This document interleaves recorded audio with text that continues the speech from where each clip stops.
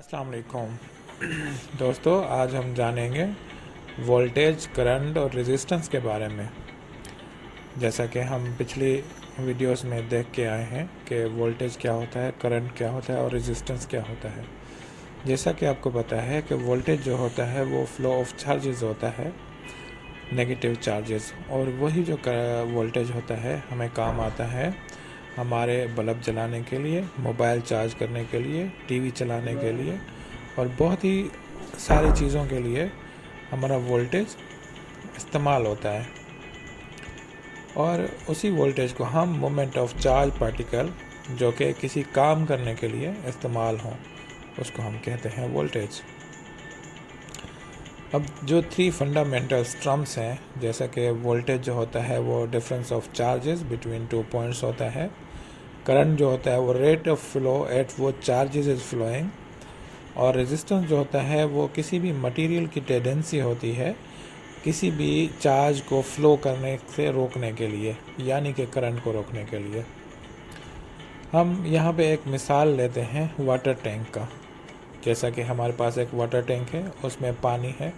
हम सपोज़ करते हैं कि वह इलेक्ट्रॉन्स हैं और प्रेशर है और एक वाल्व लगा हुआ है, यानी कि हम उसको देख रहे हैं कि वो रेजिस्टेंस है। अब जैसे जैसे पानी फ़्लो होगा तो इसका मतलब है कि इलेक्ट्रॉन फ़्लो हो रहे हैं, मतलब रेजिस्टेंस ज़्यादा होगी तो इलेक्ट्रॉन कम फ़्लो होंगे और करंट जो है वो भी कम फ़्लो होगा। अब जैसे जैसे आहिस्ता आहिस्ता से हम इस वाल्व को ओपन करते जाएंगे, यानी कि रेजिस्टेंस को कम करते जाएंगे, तो हमारा पानी जो है वो ज़्यादा फ़्लो करना शुरू होगा। इसका मतलब है कि हमारा करंट और चार्जेस जो हैं, वोल्टेज जो है वो ज़्यादा फ़्लो करना शुरू हो जाएंगे।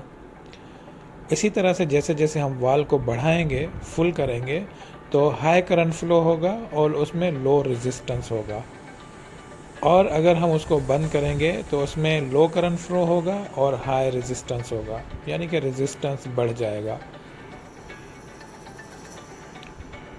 और इसी तरह से जो वाटर मॉलिक्यूल हैं, जैसे कि आप देख रहे हैं कि वो 1 सेकंड में कम ही फ्लो होंगे।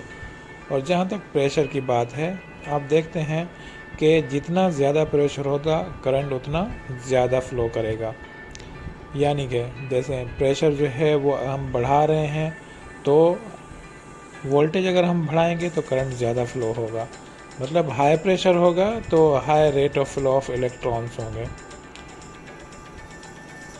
और अगर हमारे पास वोल्टेज कम होंगे तो करंट भी बेसिकली कम ही फ्लो करेगा, मतलब लो प्रेशर पे हम जितना भी डिक्रीज़ करेंगे वोल्टेज तो करंट भी उतना डिक्रीज़ होगा। अगर हम वोल्टेज इंक्रीज़ करेंगे तो करंट भी इंक्रीज़ होगा। तो इसी तरह से हमने आज एक टैंक की एनालॉजी, वाटर एनालॉजी को समझा कि जो वाटर है वो इलेक्ट्रॉन है, प्रेशर जो है वो वोल्टेज है, कंट्रोल वाल्व रेजिस्टेंस है, वाटर जो फ्लो हो रहा है उसको हम करंट कह रहे हैं। और जैसे ही कंट्रोल वाल्व इंक्रीज़ होगा तो रेजिस्टेंस इंक्रीज़ होगी, करंट जो है वो कम फ्लो होगा।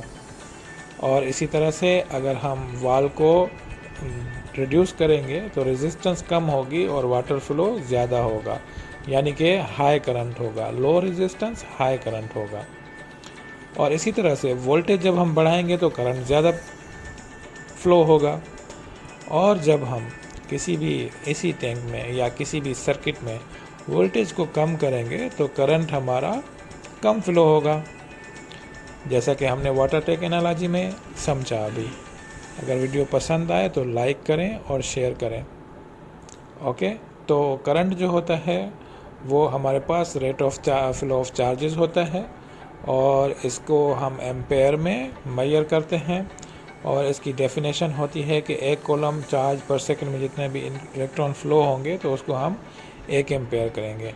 और वोल्टेज जो होता है वो difference between difference of charges between 2 points होता है, उसको हम वोल्ट से मेजर करते हैं और इसको हम डिनोट करते हैं V के साथ। और ये प्रेशर होता है, जैसे कि हमने अभी एक एग्जांपल में पढ़ा और देखा। अब आते हैं रेजिस्टेंस पे।